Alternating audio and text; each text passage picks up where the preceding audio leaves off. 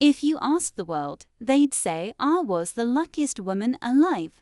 I was married to Adrian Kingsley, the CEO of Kingstech International. He was tall, brilliant, mysterious, and cold, like winter that never ends. To the world, we were a power couple. To me, we were strangers sharing a last name and a house that never felt like home. I was the trophy wife, Emily Grace Kingsley, always dressed to perfection, always smiling at parties, always dying a little more inside. I remember the first time I saw him with her, Mia, his assistant. Long legs, red lips, sharp tongue. She didn't even bother hiding the way she looked at him, and he didn't bother hiding the way he looked back. But I turned the other cheek, because I thought if I loved him hard enough, he would love me back. How foolish I was. I cooked his meals, arranged his meetings, visited his sick mother, signed contracts in his name when he was too busy, always trying to earn a place in his heart. He gave me silence in return. And on worse days, cruel words. I remember once asking him, "Do you love me at all?" He glanced up from his tablet and said, "Don't ask questions you can't handle the answers to." And I still stayed, because I believed in vows, because I believed I wasn't enough and had to work harder to be worthy of him. Until the accident. It was raining. I was driving to the hospital. His mother had a stroke. He promised he'd come with me, but he never showed. Later that night, while fading in and out of consciousness in the ICU, I heard the nurses whispering, "Wasn't her husband with that woman in Bali?" My fingers twitched, my heart cracked, and then silence, darkness, death. But death wasn't the end of my story, because the next time I opened my eyes, I was in my childhood bedroom. The calendar read April 5th, exactly 30 days before our wedding. I sat up, breathless. Was it a dream? A delusion? A miracle? No. It was a second chance, and this time, I wouldn't waste it loving a man who only saw me as disposable. Waking up in my old bedroom felt like opening a forgotten chapter of a book I never thought I'd get to rewrite. My phone buzzed beside me. A message from Adrian. Venue confirmed. Let's meet the planner at 2. Don't be late. Just reading it made my stomach twist. In my past life, I had rushed to that meeting, dressed in white lace, heart fluttering like a foolish girl's, praying he'd say something kind. He hadn't. He'd sat with arms folded, silent, uninterested. Mia had taken most of the calls from the wedding planner anyway. This time, I shut the phone off. Then I did something unimaginable, something the past me would have never dared. I walked downstairs, where my parents were discussing flower arrangements and guest lists. "I'm canceling the wedding," I said. The room froze. My mother dropped her teacup. My father's face darkened. "What nonsense are you talking about, Emily? I'm not marrying Adrian. I made a mistake. He doesn't love me. He never will. But he's successful. The Kingsleys are practically royalty. This is every girl's dream, not mine. Not anymore." And for the first time in years, I felt something rise in me, not fear, not shame, but power. They shouted, pleaded, guilt-tripped. But I didn't budge. I wasn't the same girl who bowed her head and begged for scraps of love. That girl died in the car crash. I moved out the very next day. No note, no message to Adrian. Instead of heading to the Kingsley mansion, I found a small apartment near the city's old district, a quiet space above a little bookstore that smelled like jasmine and old pages. I picked up the notebook I used to write dreams in before I married him, and on the first blank page, I wrote, "I want to open a bakery." It was silly, maybe, but it was mine. In my first life, I gave up that dream because Adrian said it was low class. But this time, I wouldn't live to please. I would live to feel. That evening, I visited a small family-run bakery across town. I had remembered the warm croissants and golden honey bread. In my past life, I had walked past it 100 times, always in a rush to meet Adrian's standards. But today, I walked in with time. That's where I saw him again. He was stacking flour bags behind the counter, flour dust on his sleeves and a pencil tucked behind his ear. He looked up and our eyes met. I didn't remember his name in my past life, only that he had once helped me fix a flat tire in the rain without asking for anything in return. Need a recommendation? He smiled. Or just escaping from something? I chuckled. Maybe both. He didn't ask for details, but there was kindness in his eyes. The kind I had never known in my marriage. His name was Ethan, and though I didn't know it yet, that smile would soon become my safe place. It started with croissants. Every morning for the next week, I visited the bakery just after opening. Ethan was always there, sleeves rolled, apron flour dusted, humming softly to old songs I remembered from my teenage years. He always greeted me with a soft smile, sometimes a silly joke, sometimes silence, but never pressure. We never spoke of the past or of Adrian, and that was the strange thing. I didn't have to explain myself to Ethan. He just made space for me. Quiet space. Peaceful space. The kind of space where I didn't have to perform. For the first time in years, I could breathe. I asked him once why he worked there. He looked up from kneading dough and said, "My parents owned this place. After they passed, I kept it going. People think it's just bread and butter, but food makes people feel loved, even when they don't say it." Something about those words stuck to me, maybe because I had lived so long without that kind of love. One morning, I told him I wanted to learn how to bake. He didn't hesitate. He handed me an apron and said, "Let's start with cinnamon rolls. They're messy but worth it." We laughed when I spilled flour everywhere. I accidentally over-kneaded the dough. He gently placed his hand over mine and guided it steady, slow, patient. That touch lingered, but he didn't push further. It was the first time someone touched me without demanding anything back. Later that night, while walking home under a sky scattered with stars, I realized I had gone an entire day without thinking about Adrian. That used to be impossible, and now it felt healing. Still, old memories crept back sometimes.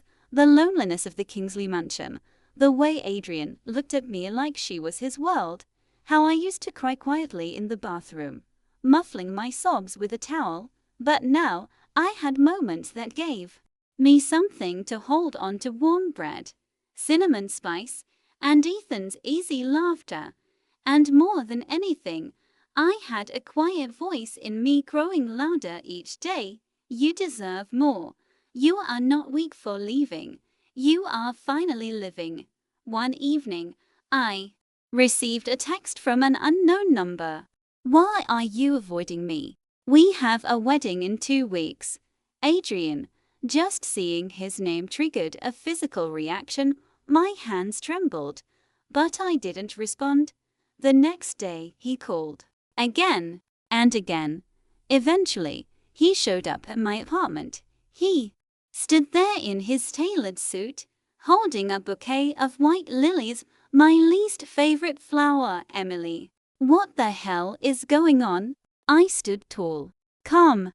"I'm not marrying you, Adrian." He blinked like he hadn't heard me correctly. "What are you talking about? I cancelled the wedding."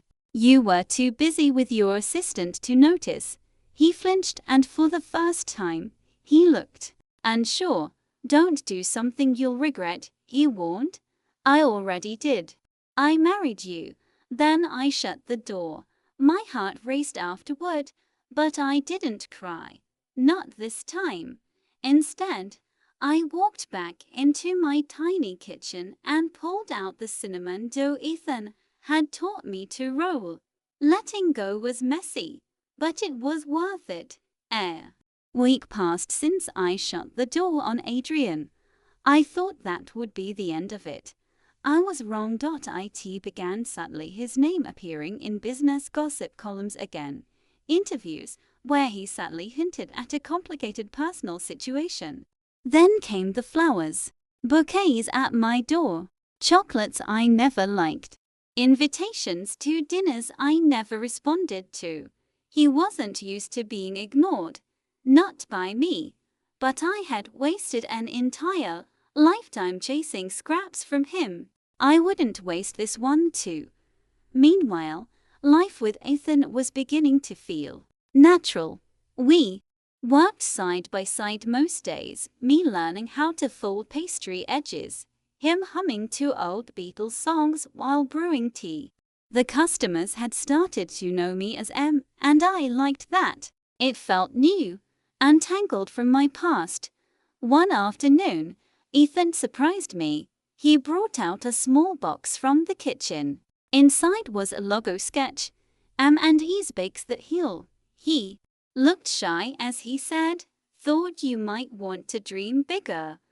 I was speechless. No one had ever supported my dreams before, not like that.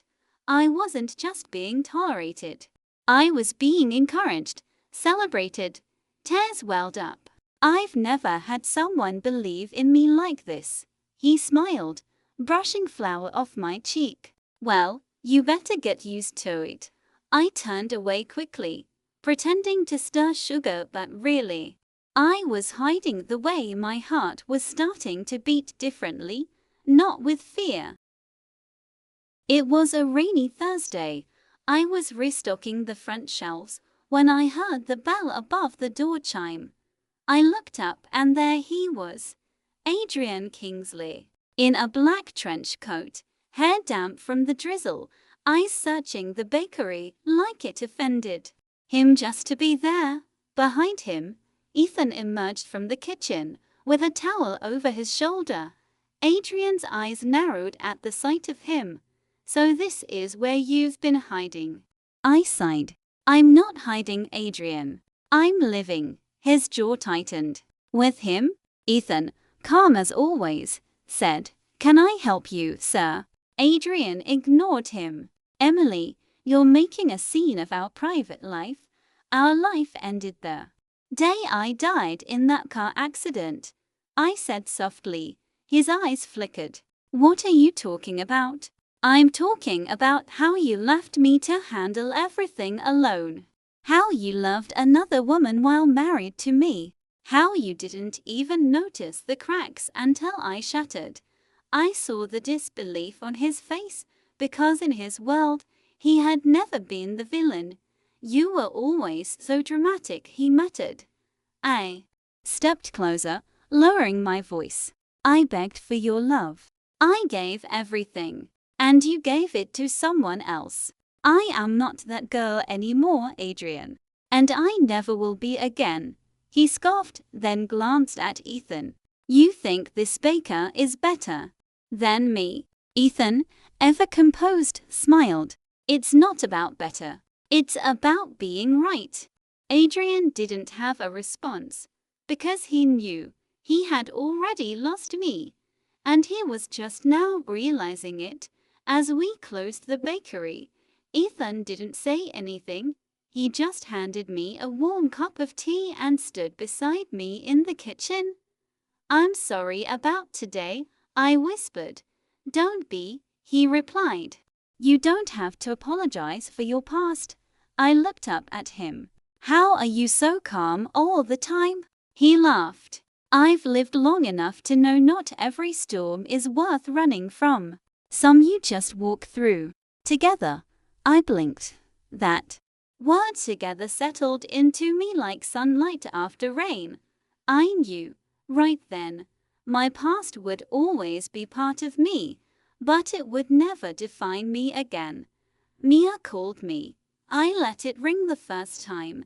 The second time, I answered. Emily, she said.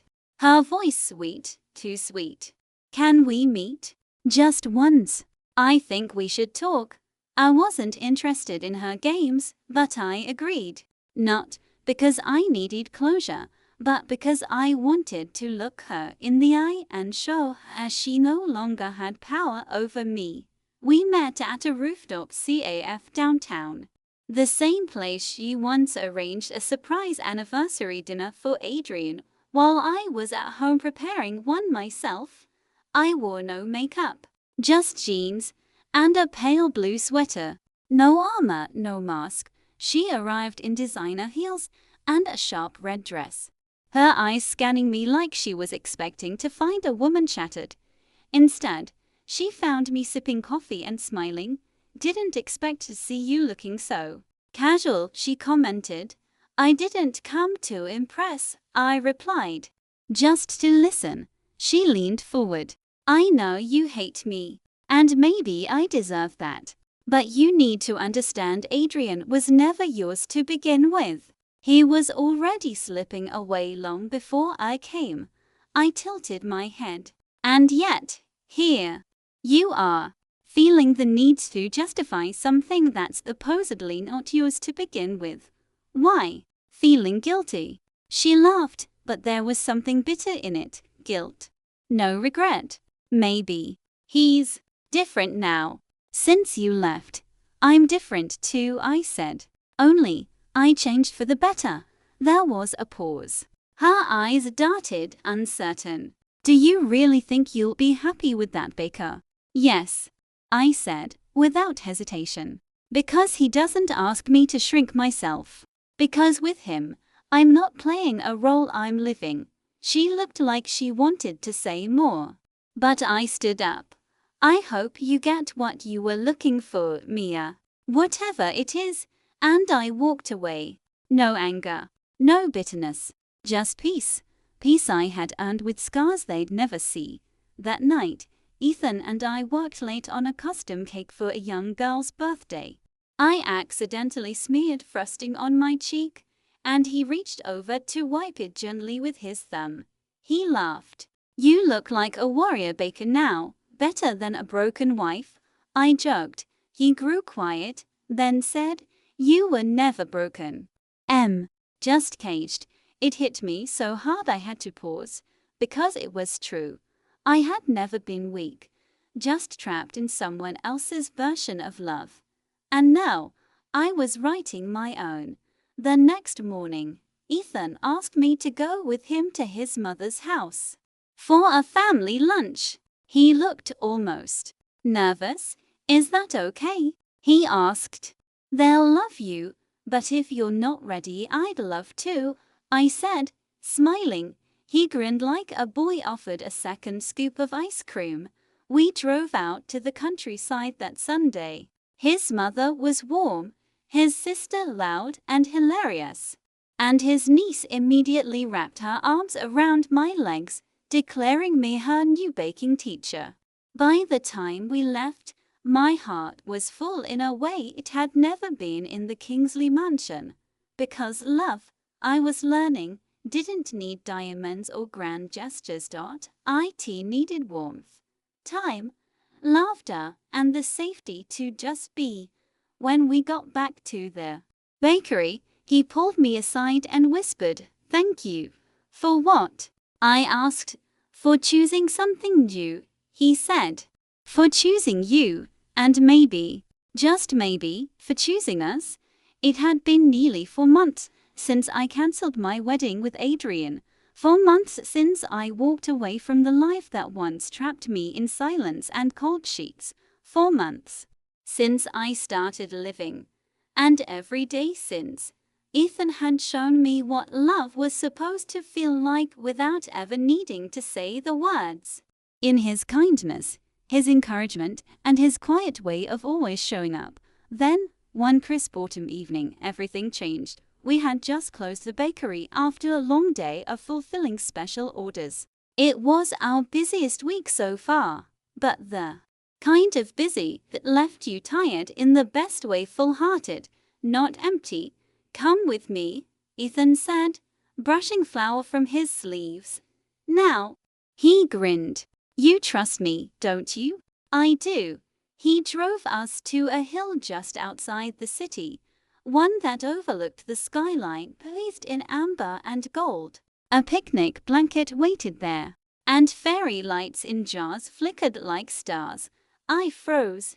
Did you plan all this? He scratched the back of his neck. Not much of a surprise, huh? I walked toward the blanket, overwhelmed by the simplicity, the sincerity. Then he stepped behind me. I used to think love had to be dramatic, loud, the kind that crashes through your life like a thunderstorm. But then I met you. I turned.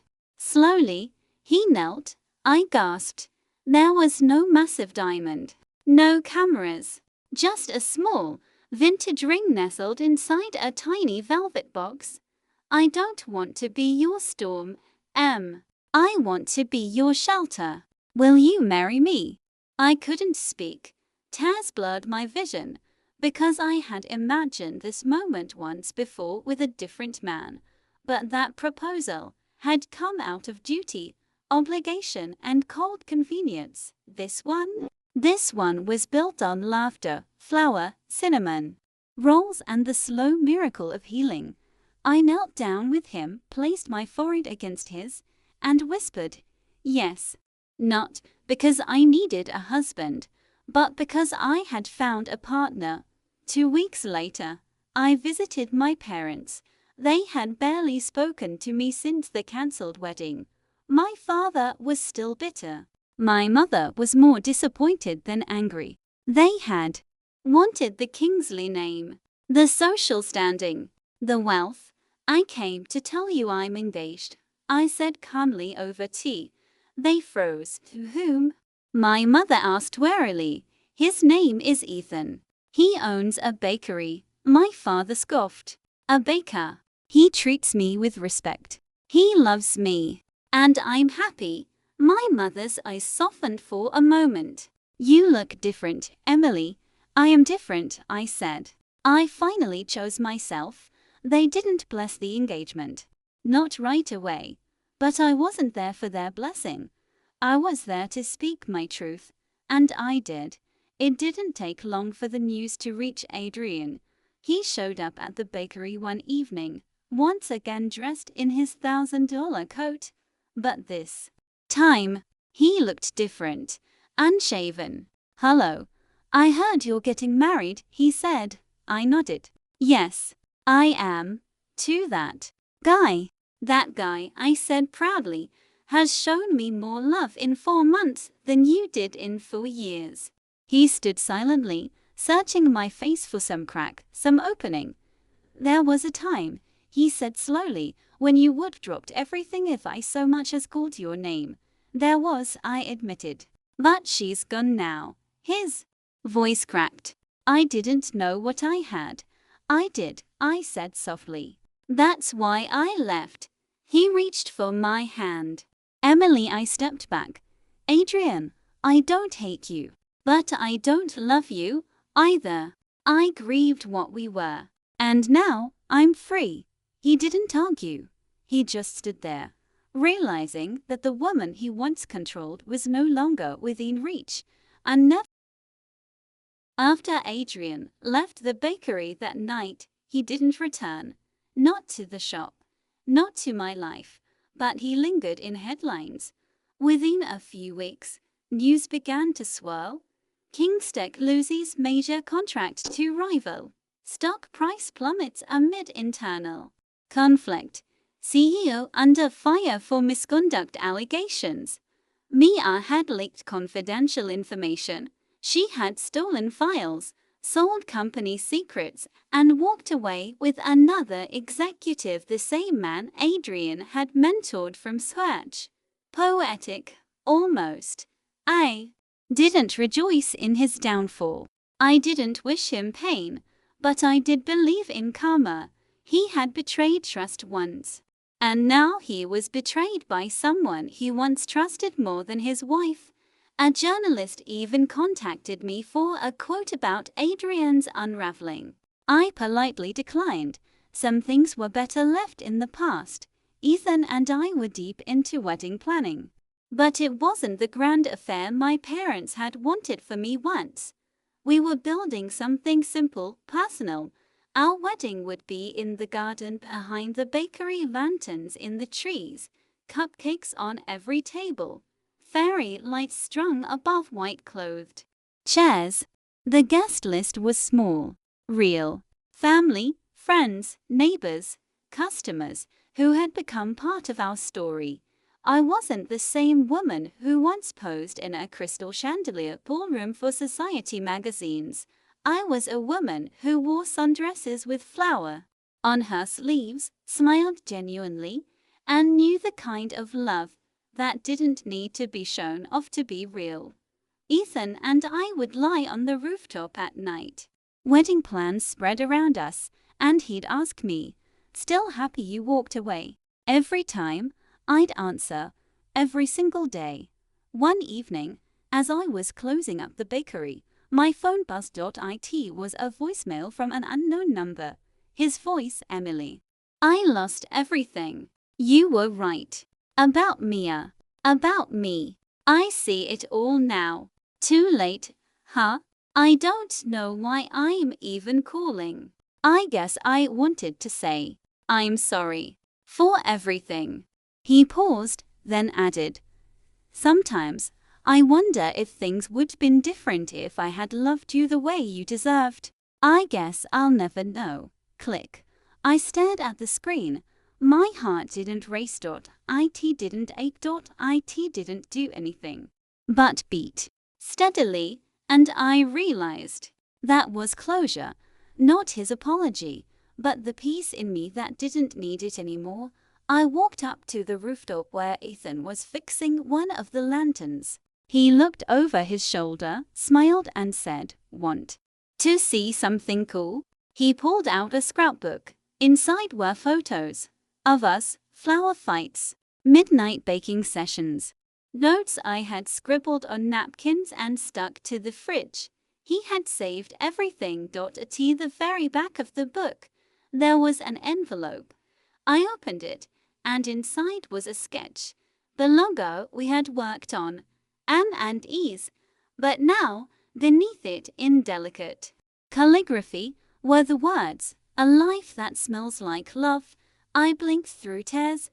Ethan pulled me close. "I may not be perfect, Em, but I promise this life, this love, I'll never stop showing up for it." I held him tight, because in a world that once convinced me I had to earn love by shrinking myself, I had found someone who made space for all of me flaws, dreams, past and future. The days leading up to the wedding passed like a gentle breeze, soft, full of laughter, and sprinkled with nerves that felt more like excitement than fear. Ethan and I spent our mornings baking test batches of cupcakes and our nights assembling DIY lanterns and string lights. Every detail was personal. The chairs were borrowed from the community center. The music playlist was made by his niece. And the lace on my dress, hand-stitched by Ethan's grandmother before she passed. It wasn't the wedding I once dreamed of. It was better. There were no headlines, no paparazzi, no rows of strangers in black suits pretending to care. Just love. Real, messy, imperfect love. And then the day arrived. The bakery was closed. The sign read, "Closed for a private celebration of forever." The garden behind the shop had been transformed. White chairs formed two neat rows. A delicate arch wrapped in eucalyptus and lilac stood proudly in the center. Fairy lights hung from tree to tree like stars waiting for nightfall. I stood before the mirror, hands trembling slightly. Not from fear, from wonder. I looked at myself and saw someone I hadn't recognized for years. Not Emily Kingsley, the obedient wife. not the broken girl in the hospital. Just me, Emily Grace. And I was about to marry a man who saw me clearly and loved me anyway. When I stepped out into the garden, every head turned. Ethan stood under the arch in a dark grey vest, a crooked smile spreading across his face as his eyes filled with tears. He mouthed, "You look magical." My father wasn't there to walk me down the aisle. I walked myself. Because I had gotten here not by being carried but by standing, even when it hurt. Each step forward was a victory. When I reached Ethan, he took my hands in his, warm and steady. The officiant began, but all I heard was Ethan's breathing calm, real and close. He spoke his vows first. "I promise to love you on the good days and the hard ones. To always save the last slice of pie. To never ask you to be anything other than yourself." I laughed through my tears. Then it was my turn. "I promise to never forget what it felt like to be unseen. So I will always see you. I will never shrink myself again, and I know I won't need to with you. Because this love, it makes me whole." A small breeze rustled the trees as we said, "I do." And when he kissed me soft, patient, and sure, I felt the old life finally slip away. Somewhere in the back row, unnoticed by most, a man in a black coat stood. Adrian. Our eyes met for only a second. He looked different, smaller, tired, but in that glance, there was no rage, no guilt, just recognition. He had loved me too late, and I had learned to love myself just in time. He nodded once, quietly, and then turned to leave. And that was the end of our story, but the beginning of mine. Ethan and I danced under the stars, barefoot, laughing, messy, and free. For the first time in either of my lives I was home. You said, "Ready for part 9. Don't need to show any section," Jack said. The days after the wedding were a continuation of the quiet, joyful rhythm we had built together. Every morning Ethan woke before sunrise, kissed my shoulder, and whispered, "5 more minutes," before pulling me closer. The bakery opened at 7, but we always started our day in the kitchen at 5, kneading dough together, sipping coffee and humming along to the radio as the sky shifted from violet to gold. Marriage with Ethan wasn't some fairytale fantasy filled with dramatic highs. It was better. It was warm socks on cold mornings. It was shared playlists, handwritten notes stuck to the fridge, and long walks through the city market on Sundays. It was fights about silly things like whether cinnamon or nutmeg should go in the banana bread, and always making up with soft apologies and lingering hugs. One night, while we were closing up, I stared at our sign glowing gently above the shop door. M&E's Bakes That Heal. It felt surreal. This life I once thought was impossible had become my everyday. I was no longer surviving. I was thriving. One evening, I received an invitation. Gold-trimmed, formal, from the King's Liz. Adrian's younger sister was getting married and had invited me as a gesture of goodwill. I stared at the envelope for a long time. It was strange how something that once would have triggered me now only made me feel nothing. Ethan looked at me, brow raised. "Want to go?" I shook my head. I already had my big goodbye. We tossed the invitation into the drawer and never opened it again. But the universe has a funny way of giving you closure even when you think you don't need it. A few weeks later, while picking up wholesale ingredients in the market, I ran into Adrian. He looked thinner, more worn, still in a tailored coat, but less polished. His eyes were tired, but when he saw me, he smiled softly, almost gratefully. "Emily," he said. I nodded. Adrian. He glanced down at the breadbasket I was holding. Still baking? Still healing, I replied.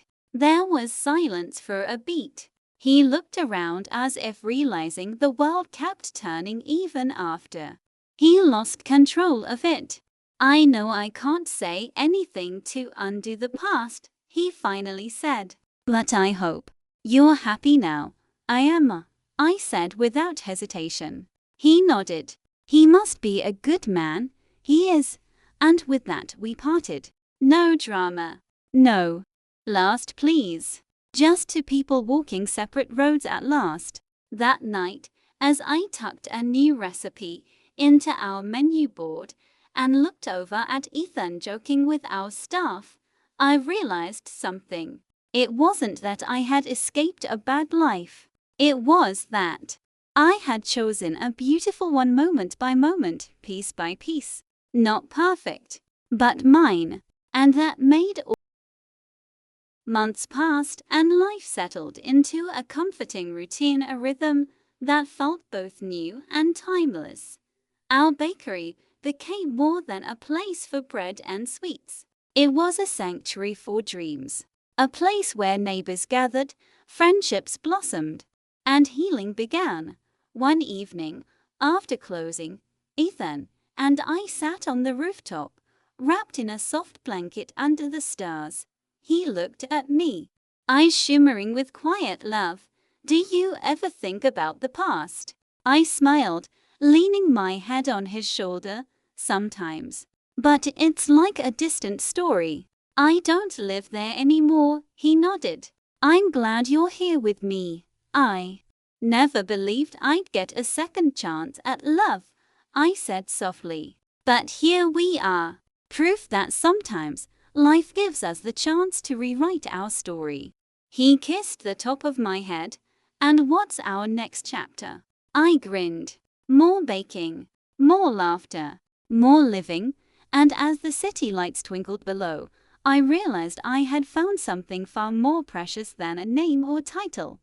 I had found love that saw me, loved me, and gave me the courage to finally be myself. And no longer a shadow of a woman who once was, but a queen of her own story. And that, truly, was the greatest gift of all.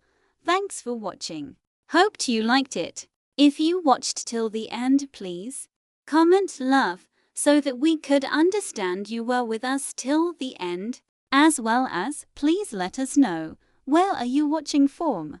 Before leaving, please hit the subscribe button, comment your thought, and share with your nearest and dearest. 1. See you in the next one. Until to the next one.